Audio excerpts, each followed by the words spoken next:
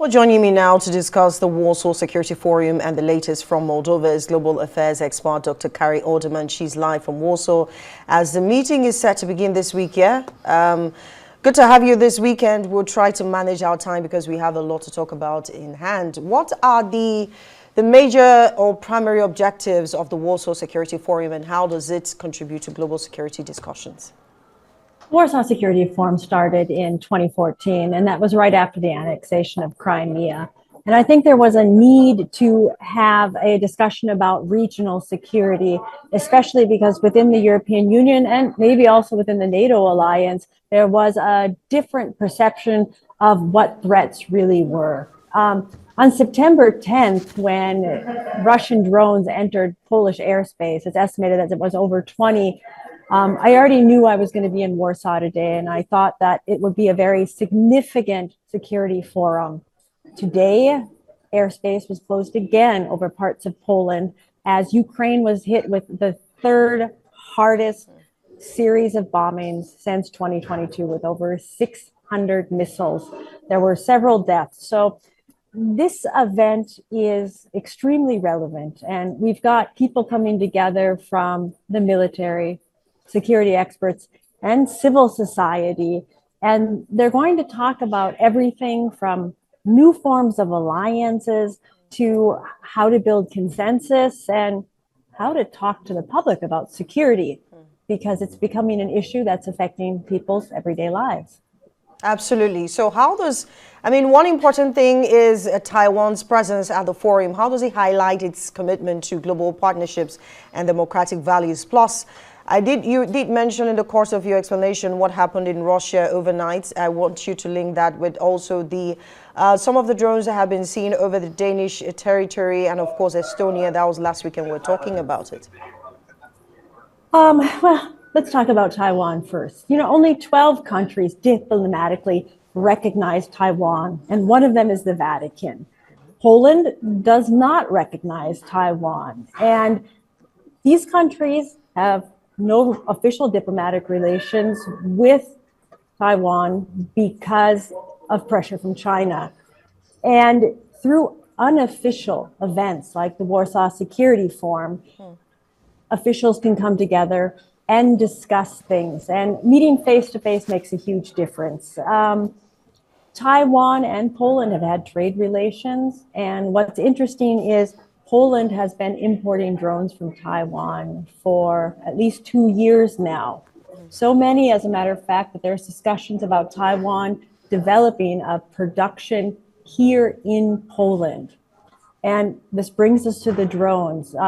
Yes, there have been drones that have been shutting down the airspace over airports in Denmark, but also over security facilities. And in addition to that, these drones are affecting many places in Europe, and legislation needs to be passed, for example, in places like Germany, where there's only legislation to shoot down drones over military installations. But shooting down a drone over an airport would be considered police jurisdiction.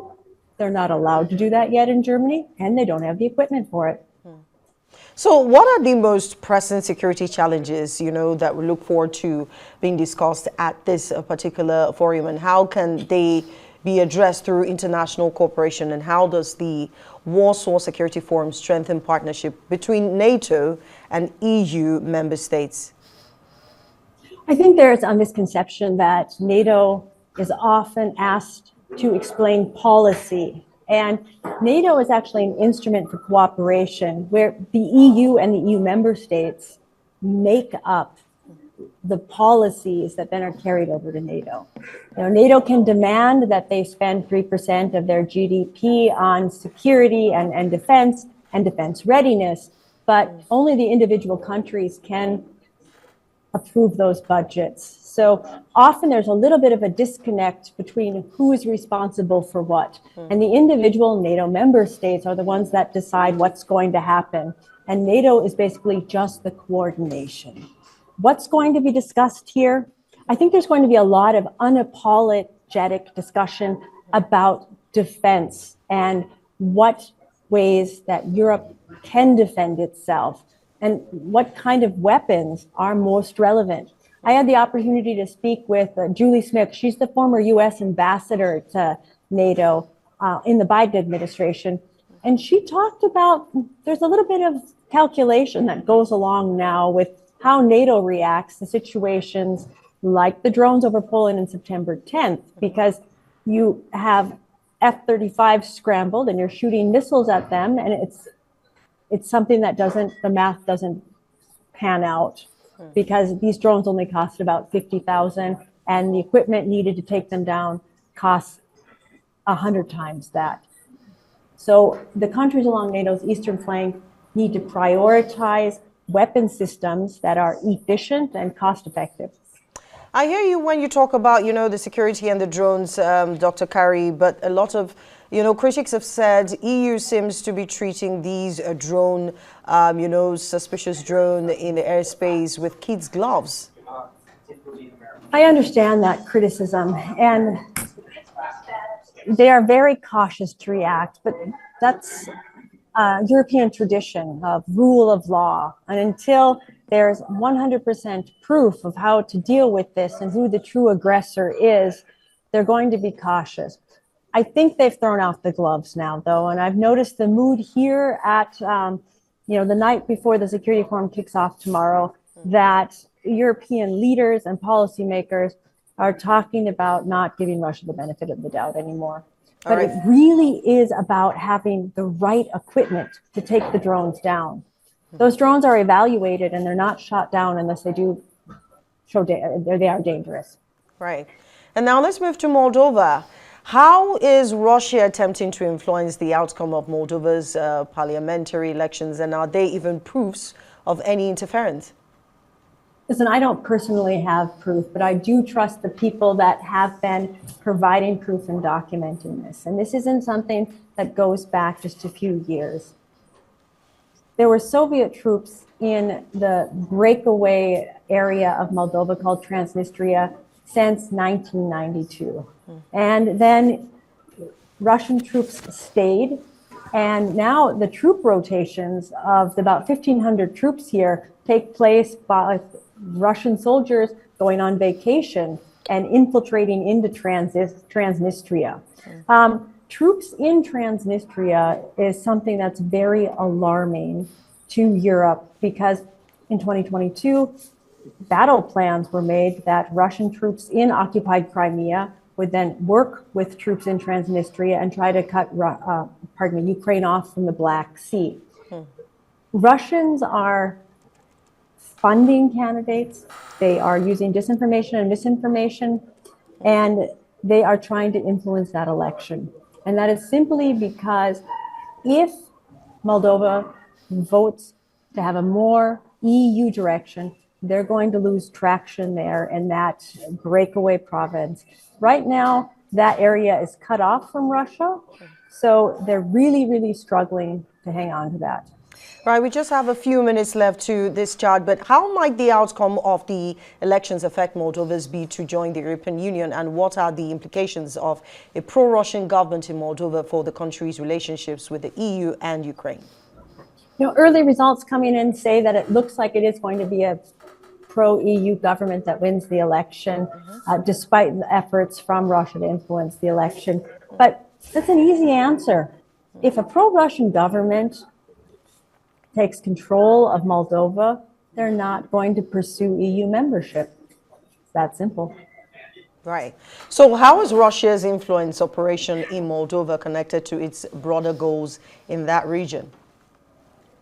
Well, it would give them a foothold into Europe, much like the Kaliningrad enclave. It would give them a justification to have troops there. It would allow them to penetrate further into Europe and cause more instability. This is something that the Europeans don't want, and they're hoping that Moldova does vote pro-Europe. Right. I'm going to just jump to this because this is very, very important as well. What's the impact, or what impact might Moldova's dependence on Russia's energy, have on its relationship with the EU and Ukraine?